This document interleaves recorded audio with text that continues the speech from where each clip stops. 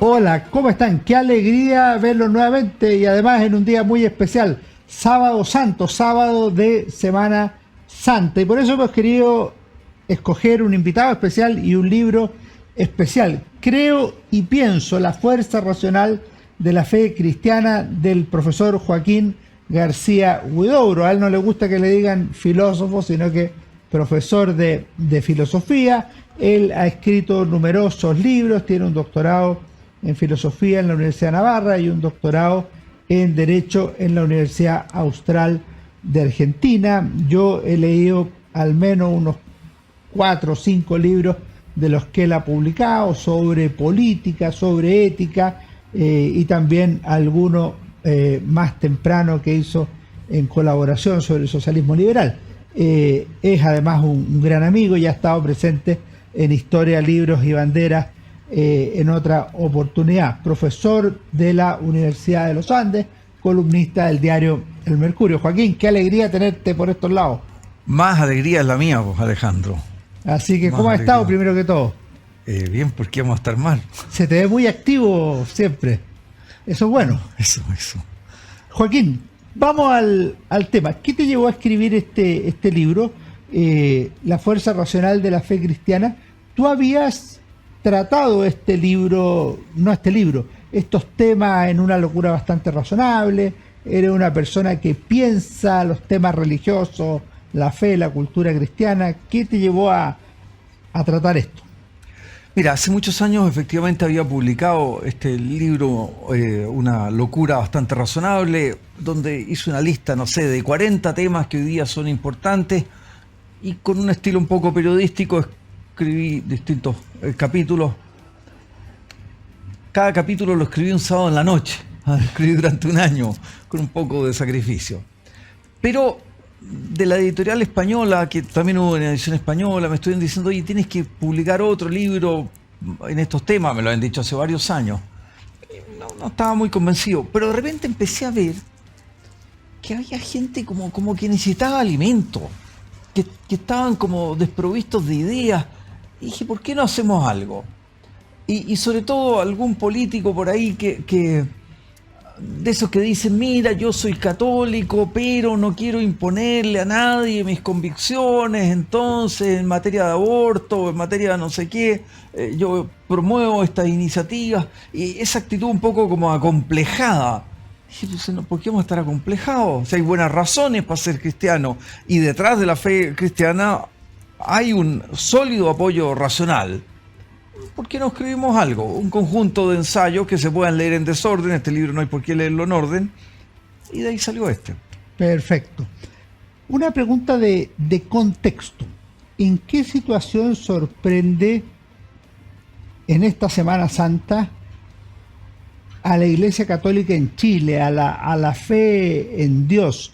Como una primera entrada, porque el tema es recurrente Sí. en el libro. No es fácil dar una respuesta.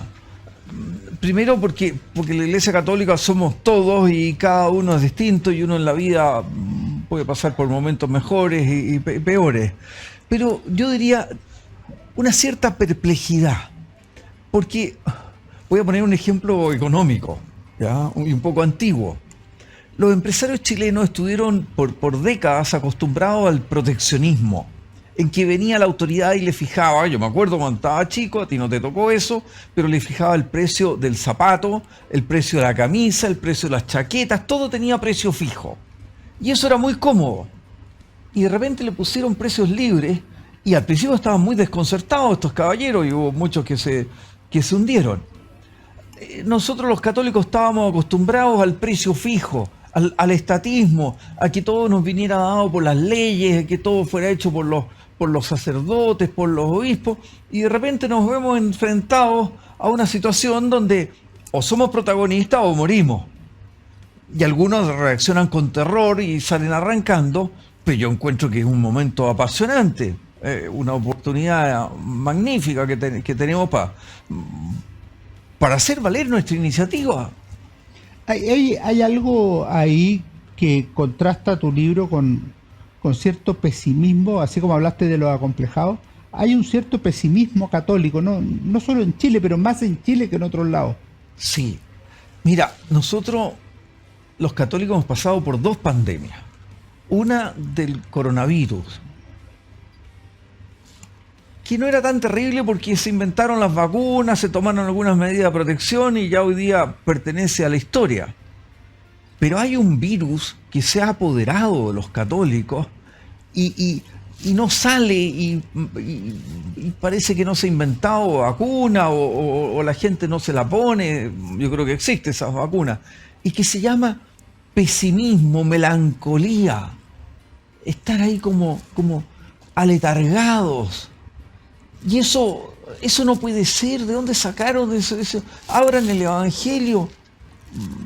¿Por qué estáis tristes? Dice el Señor ahí a los discípulos de Maús. Este es un virus complicado. Y este libro quiere ser una pequeña ayuda para combatir ese virus y para dar buenas vitaminas. Está bien. Joaquín, una última pregunta esta no de contexto, pero sí de circunstancia. Estamos en Semana Santa y yo te quería preguntar qué se celebra, qué se conmemora en Semana Santa, porque cuando uno mira las noticias, básicamente es que la gente come más pescado y que subió el precio del pescado.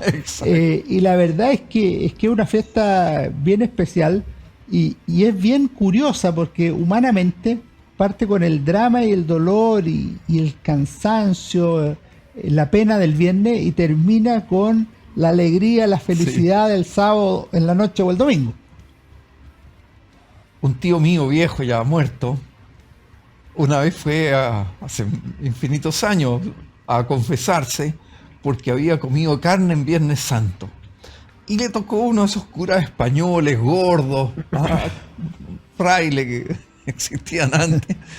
Y el cura le empieza a decir, pero ¿cómo, hijo? ¿Cómo comes pescado? Si hay unos congrios extraordinarios y hay unos salmones magníficos. Y le empezó a dar recetas de comida. Y al hombre le bajó ataque de risa y salió arrancando de la iglesia. Porque claro, obviamente ya está bien, la iglesia dice no comer carne, pero eso no significa pegarse un festín de ostras o de langosta, digamos. Claro.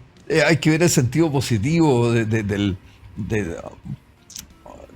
ayuno, que lo necesitamos y lo hemos olvidado, y apretar un poco. Eso nos hace bien. Pero vuelvo a tu pregunta, que lo importante no es la anécdota del cura este. La Semana Santa es una especie de resumen de la fe y también resumen de la vida.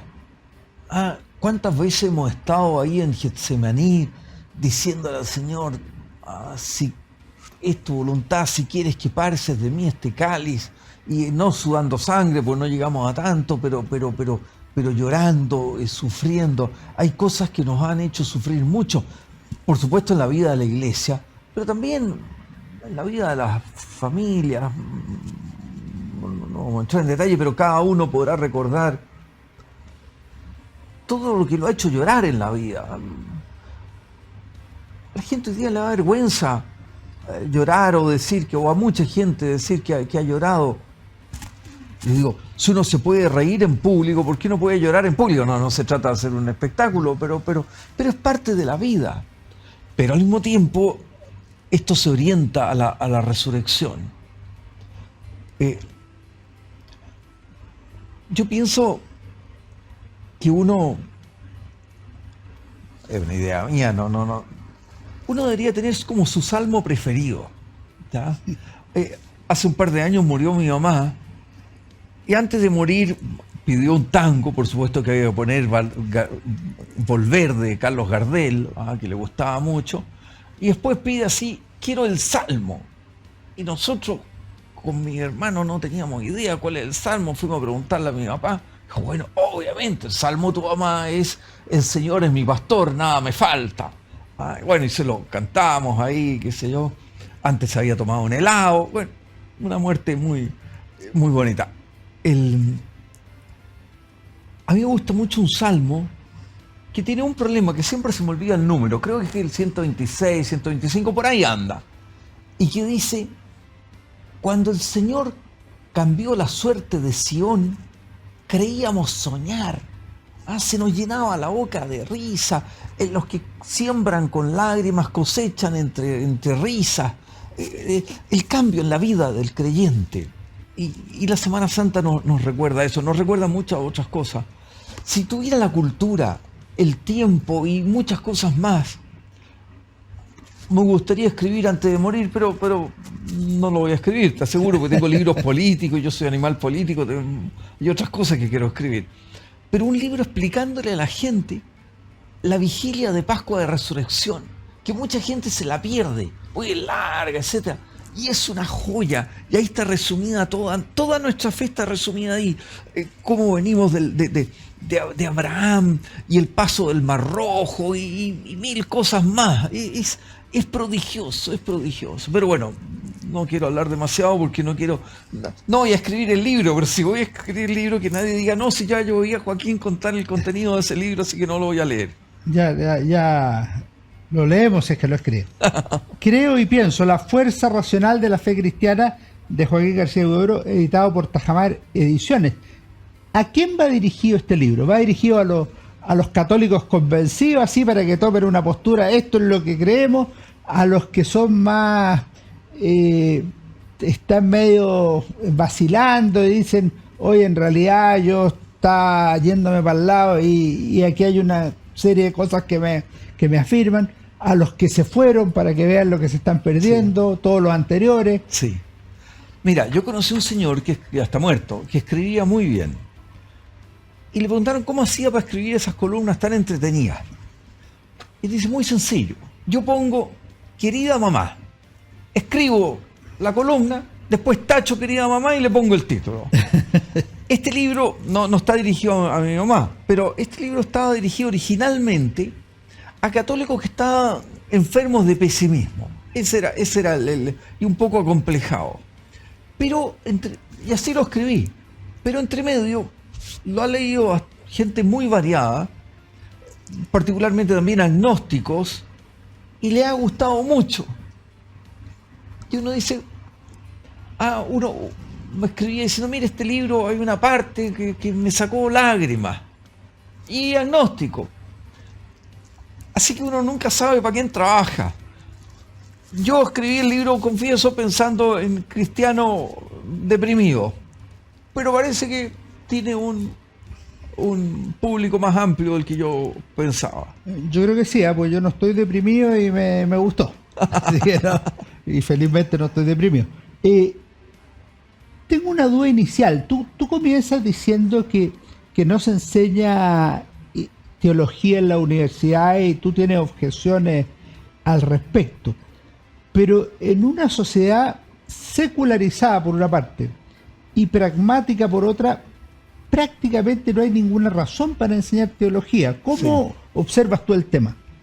Mira, a mí me interesa esto más bien como tema político.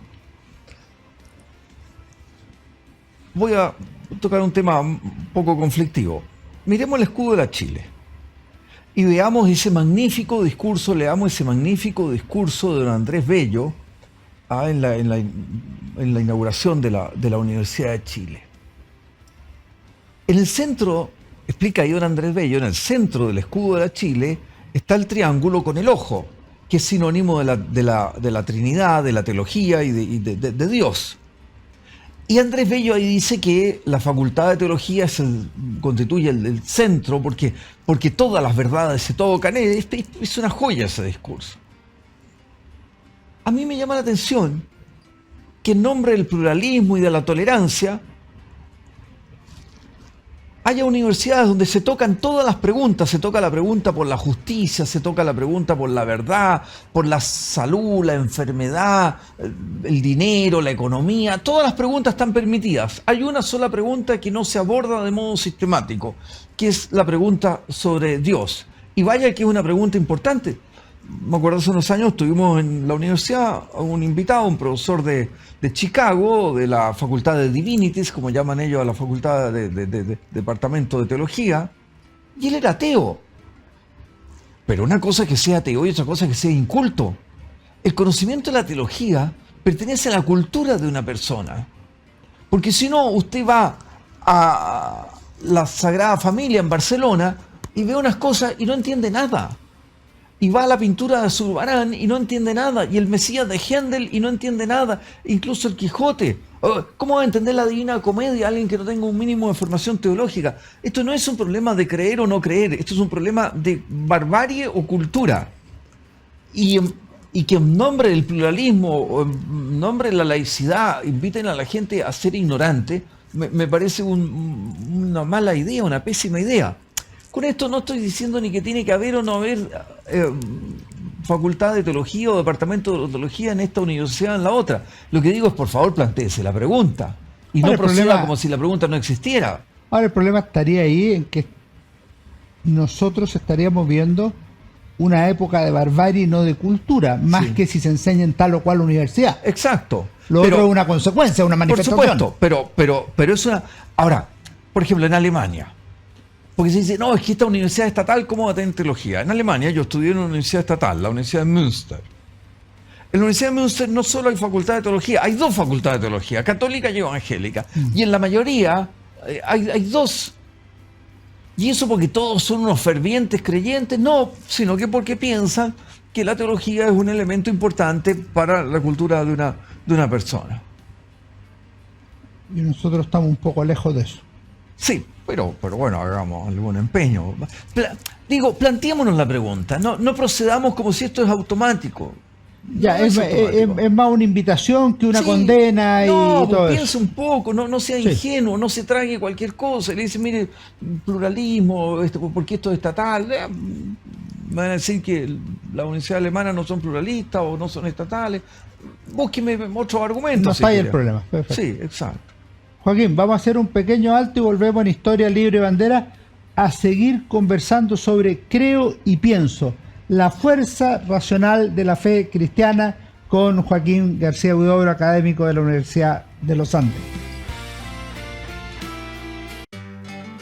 La Universidad San Sebastián presenta los tomos 7, 8 y 9 de la colección Historia de Chile 1960-2010. Es una obra que nos ayudará a conocer y a comprender las últimas 5 décadas del Bicentenario de Chile. Lo puedes encontrar en las mejores librerías del país y en buscalibre.cl. Historia de Chile 1960-2010. El Global Dow Jones Sustainability Index ha reconocido a CMPC como la empresa forestal y papelera más sostenible del mundo del 2023. Esto es gracias a metas ambientales concretas, a múltiples iniciativas con las comunidades y al compromiso de más de 24.000 personas en 12 países que son partes del equipo de CMPC.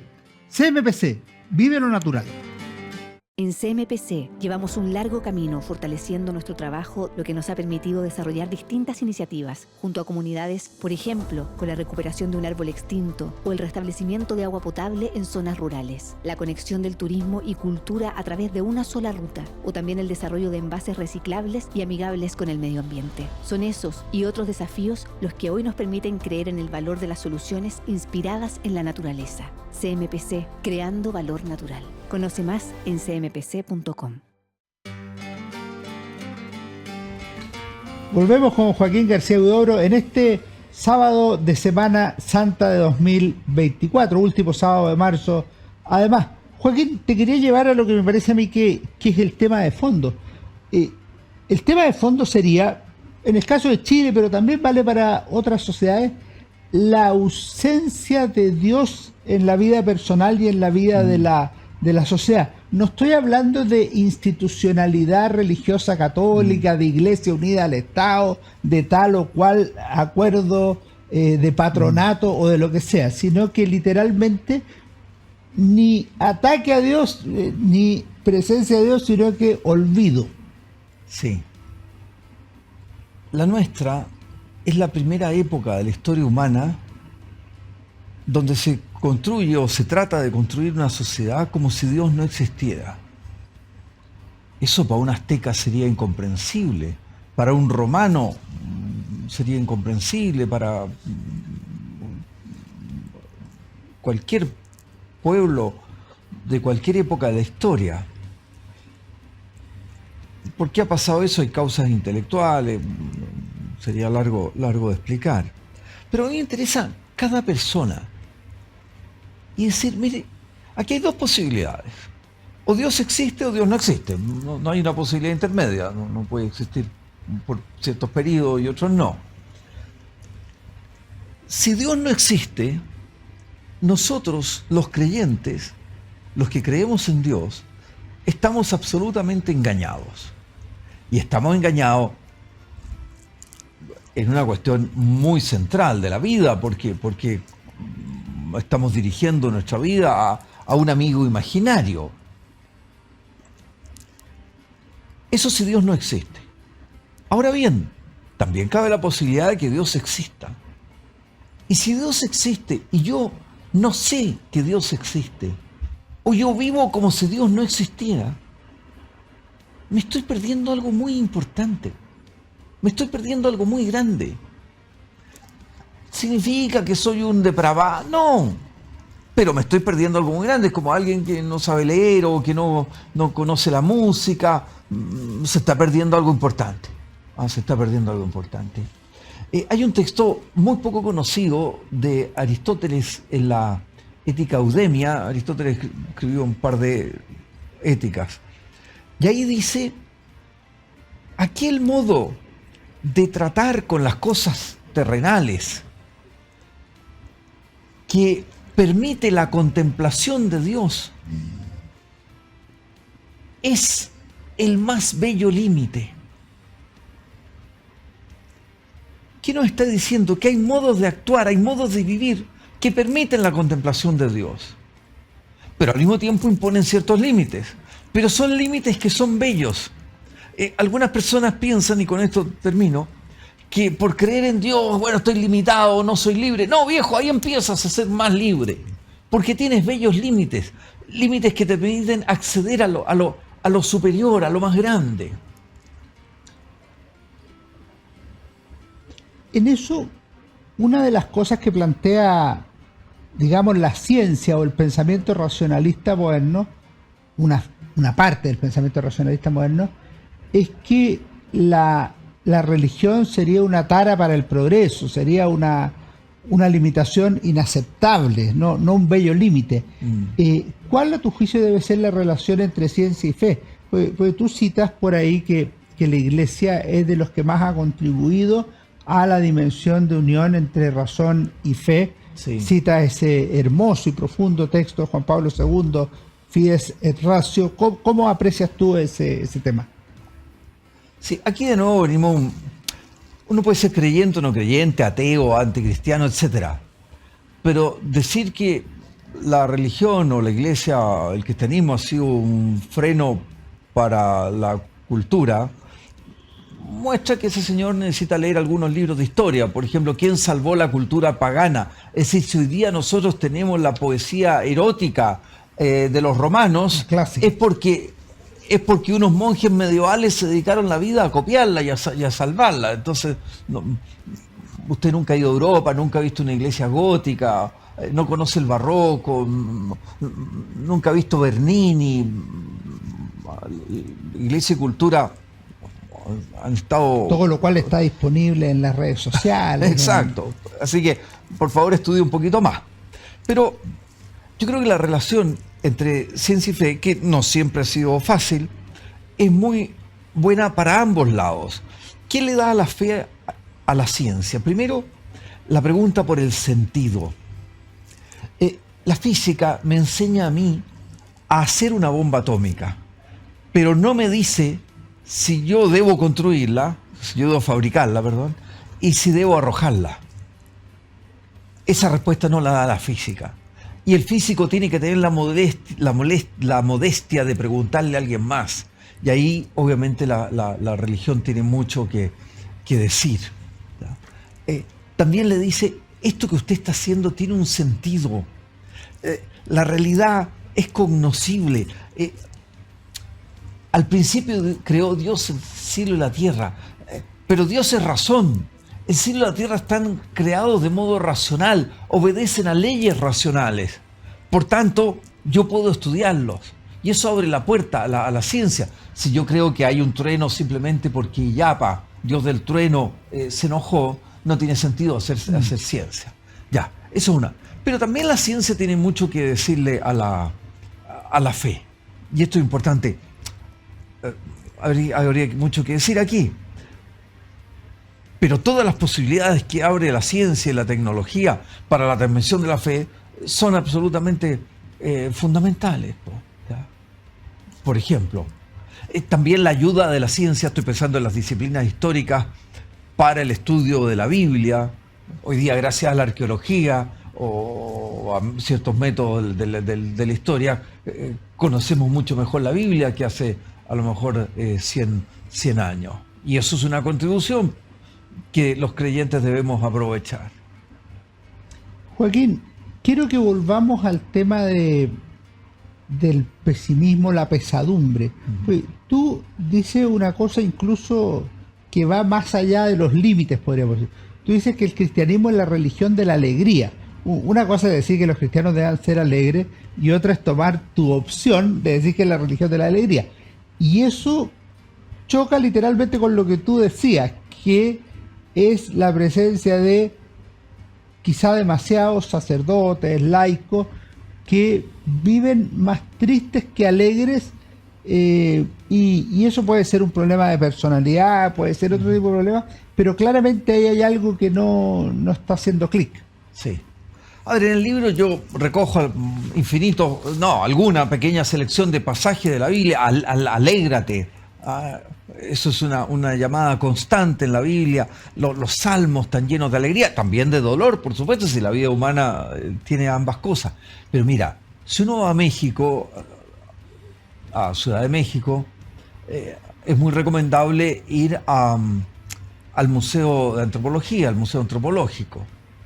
Y uno ve las caras de esos dioses y cada uno más enojado que el otro. Dan susto. Bueno, por algo exigían sacrificios humanos, unos dioses espantosos. En cambio, aquí a la iglesia de la Merced, está el Museo de la Merced, y hay una colección de fanales, de esos fanales de cristal con unos niñitos Jesús adentro, el nacimiento, que uno dice, qué contraste. Y por eso, en el mundo pagano, también pasó en América, para muchos, el conocimiento del cristianismo fue una experiencia liberadora. Yo no estoy preso de un destino ciego. Aquí hay un Dios que me quiere, un Dios que se encarna, un Dios amable, lea las bienaventuranzas. Eso es un enorme llamado a la alegría. Primer milagro de Jesucristo no fue resucitar al muerto, es hacer el agua en vino. Tómese en serio eso. Joaquín, hay una cosa que creo que también merece una segunda vuelta. Tú, mirando la historia de la iglesia, dice que la iglesia ha tenido muchos momentos duros, difíciles, sí, y eso permite ver en perspectiva el momento actual. Sin perjuicio de eso, es una forma de tener una mirada, llamémosle así, sobrenatural y de eternidad. Esta crisis va a pasar. Pero por otro lado no excluye juzgar la gravedad de la crisis que ha vivido, sí, la iglesia en distintos sentidos. Sí. En la pérdida de la fe, en los abusos de los católicos y en otro tipo de cosas. Sí. A ver, evidentemente que estamos en una crisis. La gente cuando piensa en crisis, piensa en la crisis de los abusos, que fue gravísima, o es gravísima, pero yo diría se han tomado medidas. Es una cosa que nunca va a estar totalmente excluida, pero da la impresión de que en 10 años más no va a ser igual que hace 10 años. En eso ha habido una mejora. Pero hay otras crisis más hondas, la crisis de fe, la crisis moral, la falta de certeza. ¿Qué significa ser cristiano? ¿Qué significa ser católico? Y esas son cosas muy profundas. Yo no creo que esta sea la crisis más grande que ha experimentado la Iglesia en su historia. Yo creo que esta es la más chica de las crisis grandes. Mucho más grande es la crisis. Es decir, vámonos al año 1000. Si vamos al año 1000 nos vamos a encontrar probablemente con un par de antipapas, pero con el papa que puede tener 14 años y que es papa porque su familia mató al candidato de la familia contraria. Nos vamos a encontrar con el problema de la simonía. Hay gente que compra el cargo de obispo, el cargo de párroco, porque hoy día nadie quiere ser obispo, ser párroco es una cosa muy dura. Entre paréntesis que hay que apoyar a los sacerdotes, de eso podemos hablar después, ¿ya? No tenemos el problema de la simonía, nadie anda comprando cargo eclesiástico. Es decir, esas crisis, curas totalmente ignorantes, no existían ni seminarios, nada, se formaban como podían, con una vida moral muy escandalosa. Y se pasó esa crisis. La historia buena, la historia sana, nos enseña muchas cosas. Hay que poner los medios para que esta pase, por supuesto, hay que poner los medios para que esta pase.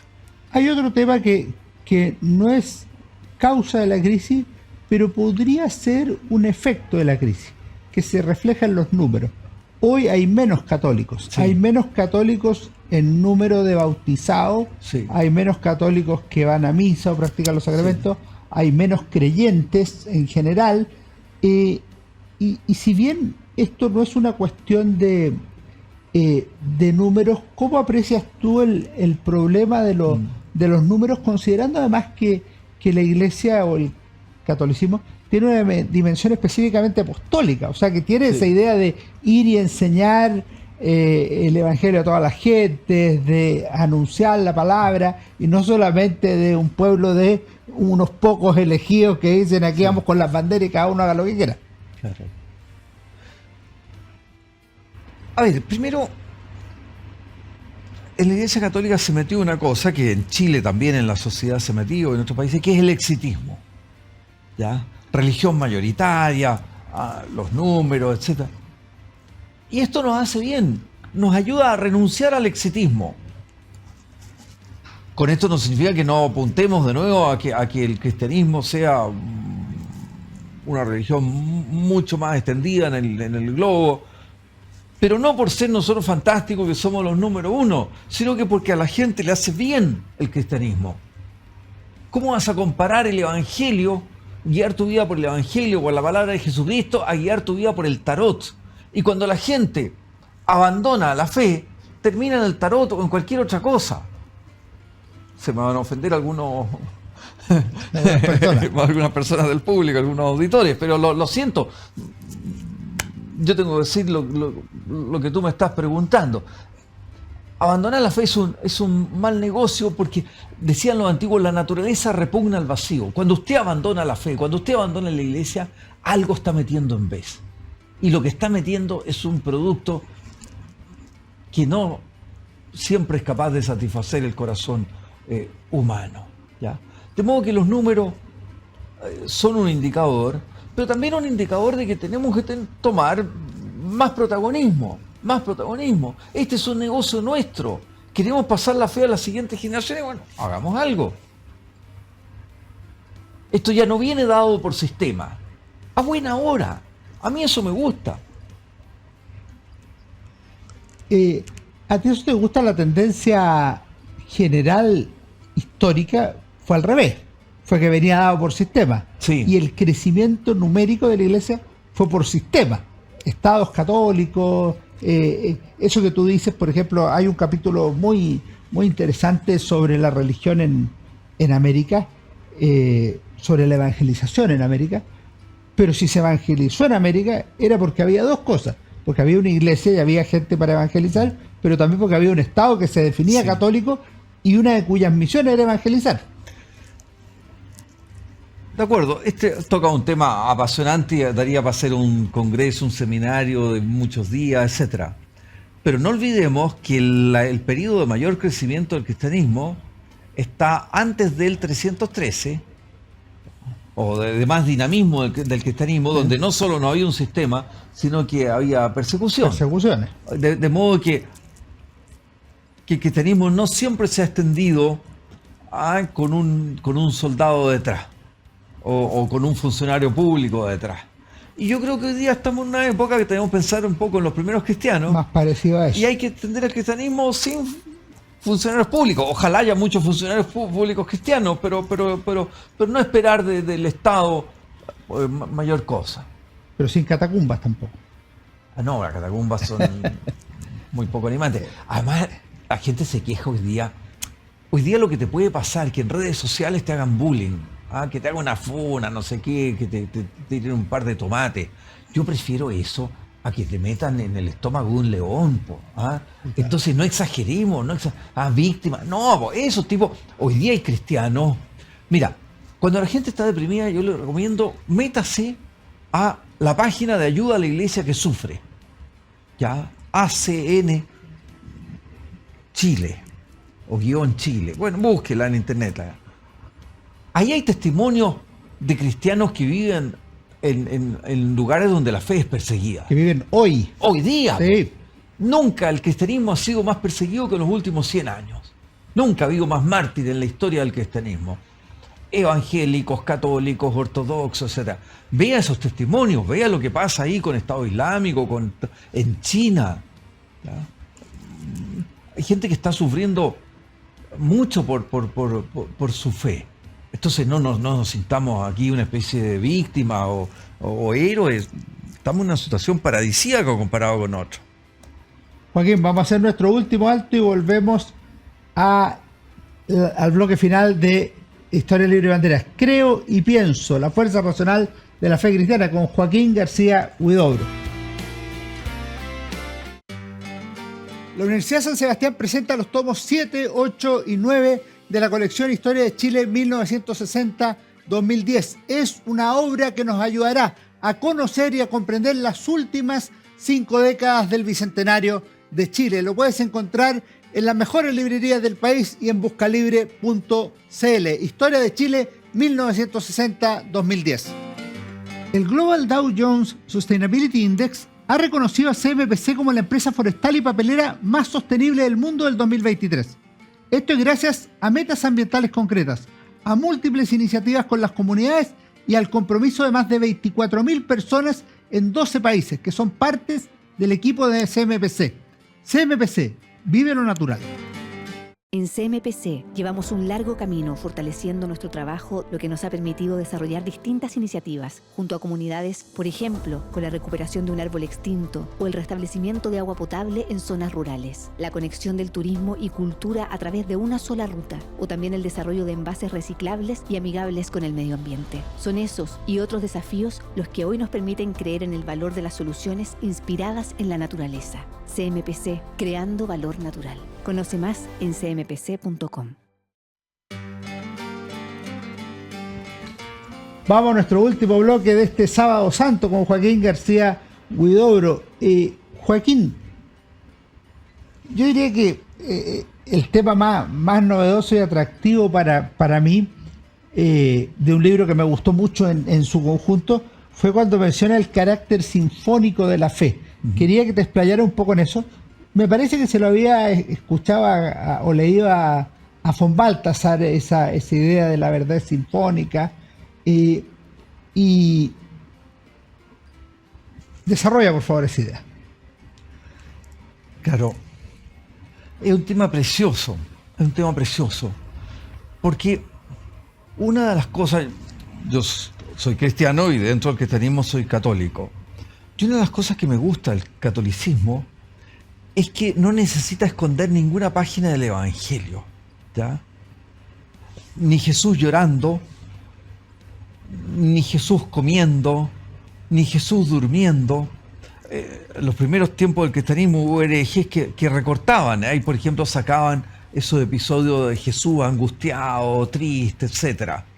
Porque les parecía, o sacaban el episodio con Jesús perdonando a la mujer adúltera, porque bueno, esto, si hacemos esto, se arma un escándalo y aquí viene un relajo absoluto, etc.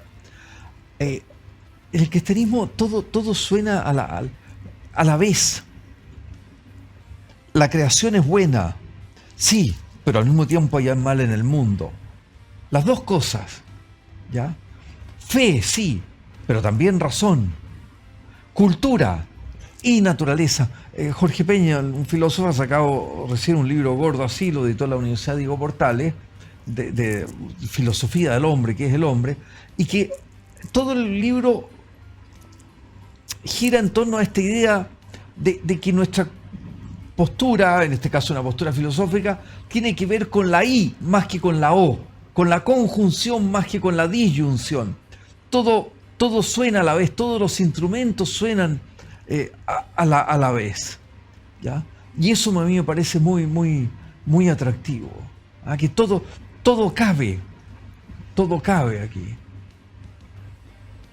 Joaquín, hay una cosa que no es que hagas un llamado, pero yo lo entiendo como un llamado a la necesidad del valor, de la valentía en los cristianos, hoy, Sí. en el siglo XXI. ¿Percibes cobardía? ¿Por qué es necesaria la valentía especialmente? Mira, la tradición aristotélica en filosofía dice que la valentía tiene dos facetas. Una faceta consiste en acometer, en lanzarse. Y esa vemos que está bastante deficitaria hoy día entre los cristianos. Hay que lanzarse a grandes proyectos, ¿ya? Pero claro, eso supone dedicar tiempo y eso supone dedicar plata. Uno quiere en la vida aquello a lo que le dedica tiempo, o le dedica plata, o le dedica tiempo y plata. ¿Ya? Si uno no está dispuesto a invertir tiempo y plata en algo, no me diga que lo quiere, podrá tener una simpatía, ¿ya? Si juega rankers, ¿ya? Con Wonders, yo voy por Wonders, ¿ya? Pero no estoy dispuesto a ver ese partido. No estoy dispuesto a viajar a Playa Ancha o ir a Talca a ver ese partido, ¿ya? Prefiero que Wonders, pero veré en el diario, en el Mercurio, quién ganó al final y qué bueno que ganó Wanderito. Punto. ¿Qué significa eso? Que yo no tengo a Wanderers en mi corazón. Yo tengo en mi corazón la selección chilena porque estoy dispuesto a ver un partido aunque juegue Chile con Cuba. Yo veo ese partido, digamos, invierto 2 horas de mi vida en ver ese partido. ¿Ah? Aquí pasa exactamente lo mismo. ¿A cuánto tiempo voy a dedicar? ¿Cuánta mente, cuánta energía, cuánta plata para difundir aquí el cristianismo? No se trata de salir a las calles a predicar. Hay cristianos que lo hacen, no es nuestro estilo de los católicos. Yo me sentiría muy incómodo, no. ¿Ah? Pero bueno, no tengo nada en contra. Esa es la primera faceta, el acometer, el lanzarse con grandes proyectos educativos, lo que sea, de ayuda social. Bueno, y segundo, estaba pensando ayuda social, métase en YouTube, todo el proyecto Misericordia en la Pincoya, lo que está haciendo ahí Román de Chateauvieux, un francés que vive ahí en la Pincoya y reina su señora, cosas magníficas. Bueno, hay que lanzarse. Pero también hay una segunda faceta de la valentía, y que es resistir, es aguantar, que es lo más difícil. Porque lo otro, bueno, yo puedo lanzarme con entusiasmo. Y aquí también estamos deficitarios y vienen un par de persecuciones, persecuciones, ¿con qué derecho uso esa palabra? Un par de ataques por ahí y todos ahí acomplejados y asustados. Ay, no vayan a decir esto, no me vayan a criticar en las redes sociales. No, pues viejo. Y si te atacan, pues, ¿qué pasó? No se trata de provocar, de ser maleducado, de ser agresivo, no. No hay que andar buscando la pelea. Pero que te ataques. Además,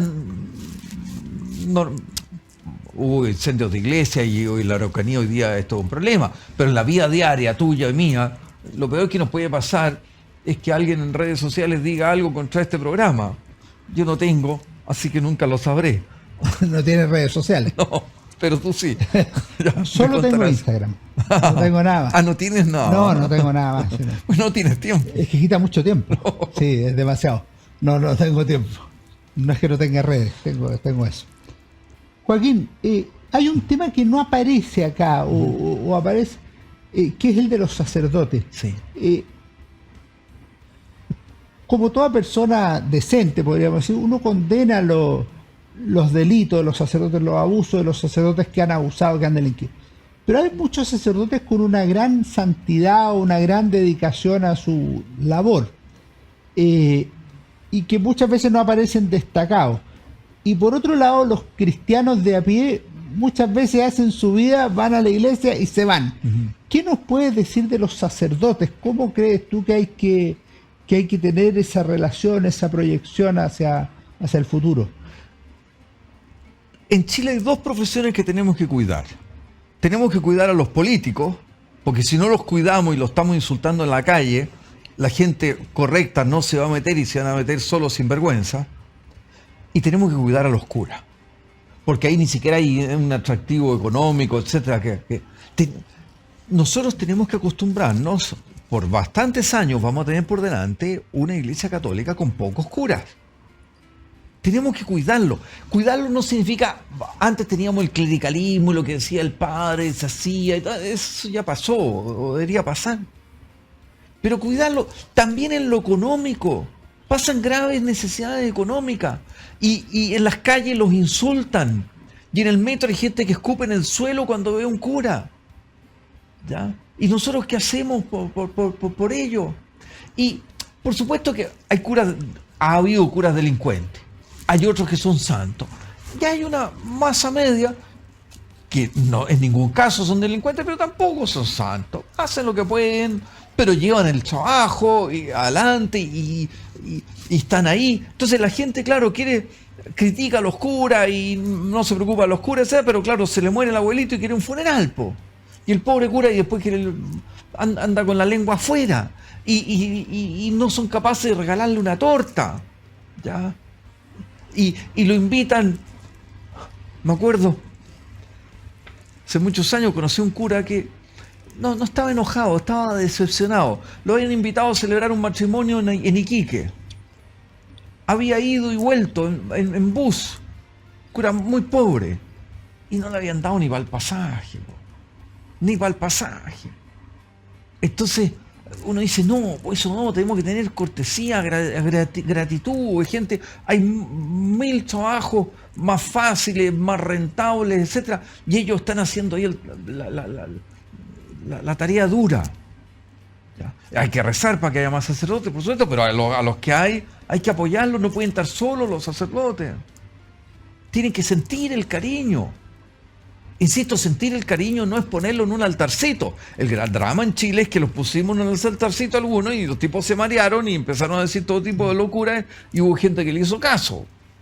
Pero eso ya tiene que pertenecer al pasado. Si queremos sacerdotes, tenemos que cuidar a los sacerdotes y tienen que notar nuestro cariño. Te quiero hacer una última pregunta, Joaquín. Hace un par de semanas, a mediados de marzo, las iglesias lideradas por el arzobispo de Santiago, Fernando Chomalí, emitieron una declaración sobre la situación social y política de Chile, ofreciendo su ayuda y llamando yo diría a una modificación de fondo de la actitud polarizada, hostil que se advierte en el mundo social y político. Sí. Primero, ¿cómo ves tú eso puntual? Pero ¿cómo ves la necesidad de que la iglesia y las iglesias colaboren en tener un mejor ambiente humano y cívico en Chile? Sí. Mira, dos cosas. Son iglesias y confesiones religiosas, porque también están los judíos ahí, los musulmanes, que no pueden llamarse iglesia ni les gustaría que los llamáramos así. Primero es maravilloso. O sea, tú te habrías imaginado durante las guerras religiosas del siglo XVI que te hubieran dicho, mira, en Chile va a haber una declaración donde van a estar protestantes, católicos, judíos, musulmanes, preocupados por... Eso es maravilloso. Tremendo. Maravilloso, increíble. Es histórico eso. Y eso hay que cuidarlo también. Ya. Hay un pensador alemán, un jurista ya muerto, Beckenferde, que dice que la democracia liberal, y lo mismo vale para la economía de mercado, funciona sobre la base de supuestos que ella no es capaz de producir. ¿Ya? Digamos, de un respeto, de un autodominio. La honradez no es algo que lo pueda comprar yo en el supermercado, ni me lo da el mercado. La honradez tengo que traerla de la casa o de otra parte. Entonces las confesiones religiosas, eso ya lo vio Tocqueville en el siglo XIX, proporcionan ese fundamento moral.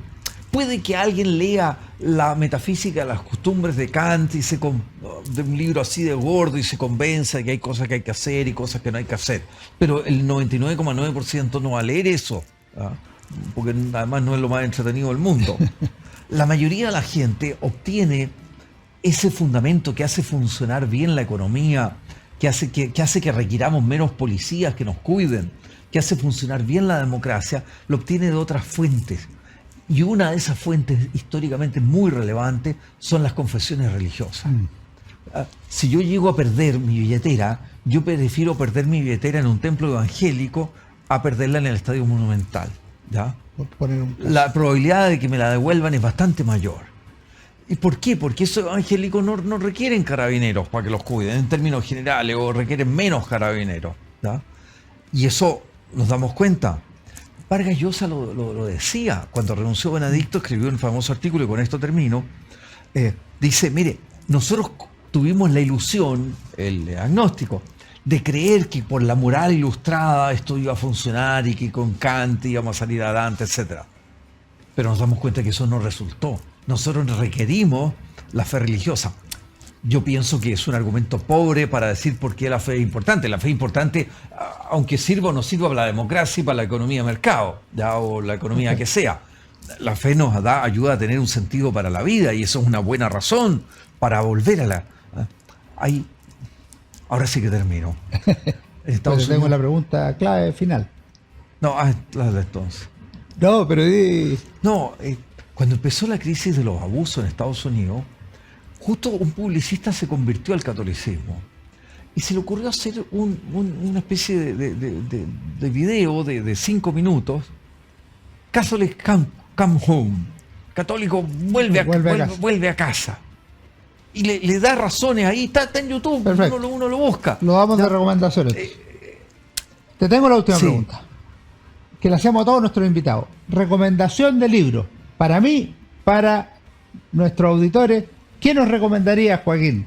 Mira, yo tendría muchos libros que recomendar, pero voy a recomendar solo uno. Dale, para obligar a la gente a leerlo, porque Daniel Mansuy sacó hace un tiempo un libro que se llama Enseñar entre iguales, la educación en tiempos democráticos, que es sobre el tema de la educación que en Chile nos tiene angustiados. Sí. Y todo el mundo habla de su libro sobre Allende y fue récord de venta, etc. Magnífico, no tengo nada contra ese libro, me encantó. Pero este libro es muchísimo más importante. Primero, por la profundidad que tiene, por los años que le dedicó. Y segundo, por el tema que toca. Enseñar entre iguales. Me comprometo a leerlo, y de leerlo lo voy a invitar aquí a Daniel nuevamente al programa. Gracias por la recomendación. Y muchas gracias, Joaquín, por haber venido al programa y por haber publicado Creo y Pienso, la fuerza racional de la fe cristiana. En este programa el invitado lo pasa muy bien. Yo espero que los auditores también. Nos vemos entonces. Ustedes no se vayan. Viene mi recomendación de libro como toda la semana en Historia, Libro y Bandera. Hola, ¿cómo están? Soy Alejandro San Francisco y en esta semana especial, en este sábado santo, queríamos recomendar un libro de Luis de Paul, Fundada sobre Roca, historia breve de la Iglesia. Es una historia de la Iglesia católica desde Cristo hasta finales del siglo XX. Tiene una ventaja especial, me parece a mí, que logra tratar de manera sintética, breve, simple, una historia 2 veces milenaria en casi 250 páginas. Y por otro lado, aborda tanto los aspectos que podrían ser más conceptuales, doctrinales, religiosos, con otros que son propiamente históricos, que tienen que ver con las personalidades, que tienen que ver con los acontecimientos que involucraron a la Iglesia. Tanto sus logros como sus fracasos, sus dificultades, las crisis por las que ha atravesado a través de la historia, que como sabemos no son pocas. La historia se va mezclando la Iglesia con las sociedades en las que les correspondió vivir, desde el Imperio Romano hasta nuestros días. Luis de Paul, Fundada sobre Roca, historia breve de la Iglesia, publicada por Ediciones Palabra. Nos vemos en nuestro próximo Historia, Libros y Banderas. Que estén muy bien.